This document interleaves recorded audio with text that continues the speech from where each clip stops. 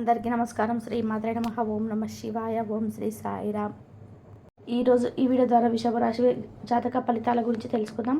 ఈ యొక్క రాశి వారు మీ యొక్క దినఫలాల ప్రకారం రేపు అంటే 16వ తేదీ ఆదివారం రోజు ఎటువంటి శుభవార్తలు వినబోతున్నారు, అలాగే ఈ రాశి వారు ప్రతికూలతను అనుకూలంగా మార్చుకోవడానికి ఎటువంటి పరిహారాలు చేయాలి, అదేవిధంగా ఏ దైవారాధన మీకు మేలు చేస్తుంది, అలాగే ఈ యొక్క రాశి వారు తప్పకుండా పాటించవలసిన నియమాలేంటి, ఇటువంటి పూర్తి అంశాలన్నీ కూడా ఈ వీడియోలో తెలుసుకుందామండి. అంతకన్నా ముందు అందరికీ ఒక చిన్న రిక్వెస్ట్ అండి, మా వీడియోస్ మీకు నచ్చినట్లయితే మా ఛానల్ని సబ్స్క్రైబ్ చేసుకోండి.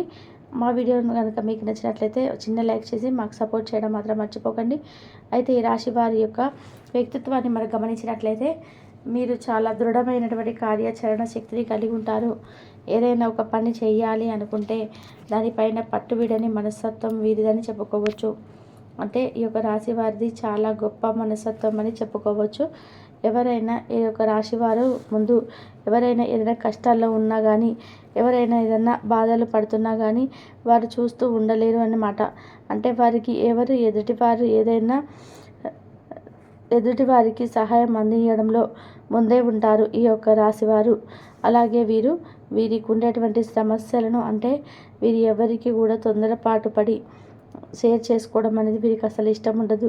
అంటే ఈ సమస్య అయినా సరే వారే పడాలి, వారే అనుభవించాలి, వారి యొక్క సమస్యల నుండి వారే బయటపడాలి, మా వలన వేరే ఒకరు ఇబ్బంది పడకూడదు అనేటువంటి మనస్తత్వాన్ని మీరు కలిగి ఉంటారని చెప్పుకోవాలి. ఎటువంటి కష్టమైన ఎటువంటి సమస్య అయినా కూడా మేమే చూసుకుంటాము అనేటువంటి ముఖ్య ఉద్దేశంతో ఈ రాశి వారు ఎప్పుడు కూడా ఎటువంటి సమస్యలు వచ్చినప్పటికీ కూడా వారే మనసులో పెట్టుకుంటారు తప్ప ఎవరి ముందు కూడా బయటపడరు, అలాగే ఎవరితోనూ కూడా చెప్పుకోరు. అలాగే ఈ యొక్క రాశివారు వీరి యొక్క కుటుంబంలో ఎన్ని సమస్యలు ఎదురైనప్పటికీ కూడా అన్ని సమస్యలను వీరిపై భుజాలు వేసుకొని అన్నిటినీ కూడా నడుచుకుంటూ ముందుకు సాగిపోతూ ఉంటారండి. అంటే వీరి యొక్క కుటుంబంలో వీరు ఏదైనా ఆర్థిక సమస్యలు కావచ్చు, లేదైనా కుటుంబంలో ఏదైనా గొడవలు జరిగినా కానీ ఇంట్లోని ప్రతి ఒక్కరితోనూ కూడా సఖ్యతగా ఇంట్లో ఎటువంటి గొడవలు జరిగినా కానీ వీరు అందరినీ కూడా తప్పకుండా బయటకు తీసుకొచ్చేసి ఏదైనా ఒక మాట అన్నా కూడా వారిని పాటిస్తూ వెళ్తారు. అంటే వీరు ఒక దానిని మంచి కోరమే కదా అని చెప్పేది అని ప్రతి ఒక్కరిని కూడా గౌరవిస్తూ కుటుంబంలో ఉన్నటువంటి ప్రతి ఒక్కరిని కూడా చక్కగా కలంగా ముందుకు వెళ్ళిపోతుంటారండి. ఈ యొక్క రాశి వారికి సమాజంలో కూడా చాలా ఉన్నతమైనటువంటి గౌరవం దక్కుతుంది. అదేవిధంగా వీరు ప్రతి ఒక్కరితో కూడా సఖ్యతగా ఉండడం వలన వీరితో మాట్లాడేటువంటి ప్రతి ఒక్కరు కూడా ఇష్టపడుతూ ఉంటారు. వీరి యొక్క ప్రవర్తన ఎదుటి వారికి నచ్చేస్తుంటుంది. మరికొన్ని విషయాలు తెలుసుకునే ముందు ఈ రాశి వారి గురించి వీడియోను లైక్ చేయండి. ఇంకా వీరి దగ్గర ఉన్నంతలో ఎదుటివారికి సహాయపడాలని వీరికి భావన కలిగి ఉంటారు. ఒక్కొక్కసారి వీరి యొక్క అతి మంచితనంతో ఎదుటివారికి అసలు ఆ సహాయం అవసరం లేదా అనేటువంటి విషయాలను పూర్తిగా తెలుసుకోకుండా ఎదుటివారికి ఇట్టే సహాయపడతారు. వీరికి ఎటువంటి పెద్ద సమస్యలు ఎదురైనప్పటికీ కూడా వాటి అన్నిటినీ కూడా అధిరోహించుకొని వీరి యొక్క భుజాలపై వేసుకొని కుటుంబ భారం అంతా కూడా భుజాలపైన వేసుకొని నడిపిస్తూ ఉంటారనమాట. అంటే వీరు గత కొన్ని రోజుల నుండి చాలా ఇబ్బందికరమైన సమస్యలను ఎదుర్కొంటూ వస్తున్నారు. ఆర్థిక పరంగా కావచ్చు, లేదంటే వీరు ఎదుర్కొన్నటువంటి పర్సనల్ విషయాలు కావచ్చు, ఉద్యోగ పరంగా కావచ్చు, వ్యాపార పరంగా కావచ్చు, లేదంటే వీరుకునే పర్సనల్ విషయాల కారణంగా కావచ్చు, ఏదైనా రియల్ ఎస్టేట్ రంగాలలో ముందడుగు వేసి దానివల్ల ఏదైనా నిరాశకు చెందిన వారు కొంతమందికి ఇలాంటి చిన్నపాటి ఆటంకాల వలన వీరు దైవానుగ్రహం కోల్పోవడం వలన మీకైతే కొన్ని సమస్యలు అయితే ఎదుర్కోవాల్సి వస్తున్నారని చెప్పుకోవచ్చు. అంటే వీరు అందరూ కాదండి, కొంతమేర చాలా వరకు మీరైతే దైవానుగ్రహాన్ని నిర్లక్ష్యం చేస్తూ ఉంటారు. అంటే ఇప్పుడు మనము రోజు మొత్తం మీద చేసేటువంటి ఏ పనైనా కానీ మనకు ఆగదు కదండి. అంటే మనం నిద్ర లేచిన మొదలు ఏ పని కూడా ఆగదు కదండి. అంటే తిండి కానీ నిద్ర కానీ ఇలా ఏ పని అయినా సైతం మనల్ని నిద్ర లేచింది మొదలు కుటుంబంలో ఉన్నటువంటి వారితో సఖ్యతగా కొద్దిసేపు మాట్లాడుకోవడం కానీ ఇలా మనకు సంబంధించినటువంటి విషయాలను ఏవిధి కూడా ఆపకుండా ఇలా ప్రతి ఒక్క దానిపై శ్రద్ధ చూపుతూ మనం కంప్లీట్ చేసుకోవాల్సిన పనులన్నీ కూడా చేసుకుంటూ ఉంటాం. ఇలా చేసుకుంటూ పోతే ఒక దైవం దగ్గరికి వచ్చేసరికి వాటి విషయంలో నిర్లక్ష్యం చేస్తూ ఉంటాం. అంటే ఏంటంటే ఏముంది తర్వాత అయినా ఒక దండం పెట్టేసుకోవచ్చు, వెంటనే కరుణ చూపిస్తాడు కదా.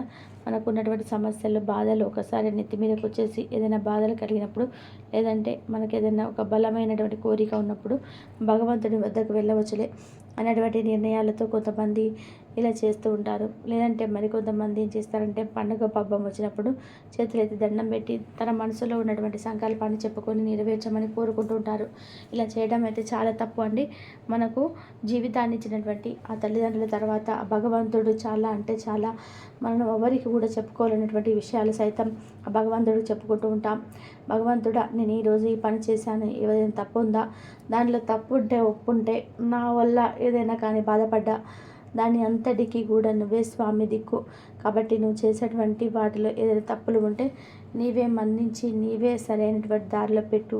ఇలా మనసులో అనుకుంటూ మన గుడిలోకి వెళ్ళాల్సిన అవసరం లేదు, నిత్యం పూజలు చేయాల్సిన అవసరం లేదండి. మనం నిత్యం కూడా మన పనిని మొదలుపెట్టుకునేటప్పుడు ఆ భగవంతుడిని మనస్ఫూర్తిగా తలుచుకుంటే చాలండి. ఇష్టదైవమైనటువంటి స్వామిని తలుచుకొని మన యొక్క పనిని సక్రమంగా నిర్వర్తించాలని ఆ భగవంతుడు ఖచ్చితంగా మనకు ఒక మంచి కారణాన్ని చూపుతాడండి. ఇలా ఏదో ఒక విధంగా మనం నిత్యం కూడా మన ఇష్టమైనటువంటి దైవాన్ని నామస్మరణ చేసుకోవడం వలన చాలా అంటే చాలా అనుకున్న సమస్యలన్నీ కూడా ఒక్కొక్కటిగా నెరవేరుతాయండి. మనకున్నటువంటి కోరికలన్నీ నెరవేరుతాయండి. ఒక్కొక్కసారి మనం చేసేటువంటి నిర్లక్ష్యం వలన ఎన్నో అవాంతరాలు కూడా చోటు చేసుకుంటాయి. అంటే మనం చేసేటువంటి చిన్న నిర్లక్ష్యం వలన చాలా చాలా పెద్ద ఆటంకాలు ఎదురయ్యేటువంటి సమస్యలు కూడా ఎదురవుతుంటాయి. అలాంటప్పుడు మనమే చేతులారా చేసుకున్న వాళ్ళం అవుతాం. కాబట్టి అందుకని దానికి తగినటువంటి జాగ్రత్తలన్నిటి మనం ముందుగా తీసుకున్నాం అనుకోండి, భగవంతుడి యొక్క అనుగ్రహం మనపై ఖచ్చితంగా ఉంటుందండి. అలా కాకుండా కేవలం మన స్వార్థం కోసం అప్పటికప్పుడు మా కోరిక నెరవేరితే చాలు, మా పనులన్నీ కూడా గడిచిపోతే చాలు అనేటువంటి ఆలోచనతో అప్పటికప్పుడు భగవంతుడిని కోరుకుంటే ఆ భగవంతుడి సైతుడు ఏం చేయలేడండి. అంటే ఏదో ఒక విధానంగా ఏదో ఒక సహాయం అయితే అందిస్తాడు. కానీ భగవంతుడి బిడ్డలందరూ కూడా సమానమే కదండి. మనకు కూడా ఏదో ఒక సహాయం అయితే అందివ్వకుండా ఉండడు. కాబట్టి మనం కూడా అది తెలుసుకొని ప్రవర్తిస్తూ ఉండాలి. కేవలం మన స్వార్థం చూసుకోవడమే కాకుండా మనకు కూడా బాగుండాలి అనుకునేయడమే కాకుండా మన చుట్టూ ఉన్న వాళ్ళు కూడా బాగుండాలి అని చెప్పి దైవనామస్మరణ చేసుకుంటూ మనం చేసేటువంటి పని వద్ద శ్రద్ధ వహిస్తూనే మన హృదయంలో మన ఇష్ట దైవాన్ని స్మరించుకోవడం వల్ల కలిగేటువంటి ఫలితాలు అంటే ఏంటంటే ఈ యొక్క రాశివారు రేపటి రోజున ప్రతి ఒక్కరు కూడా ఖచ్చితంగా రేపు ఉదయాన్నే లేచి కాలకృత్యాలు స్నానాలు అయిన తర్వాత ఆ సూర్యభగవానుని మనస్ఫూర్తిగా నమ్మి దండం పెట్టుకోండి. సూర్యభగవానుడికి అర్ఘ్యం సమర్పించండి.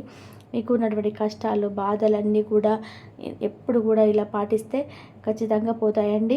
అలా రోజు అర్ఘ్యం సమర్పించడం వల్ల మనకున్నటువంటి దోషాలన్నీ తొలగిపోతాయి.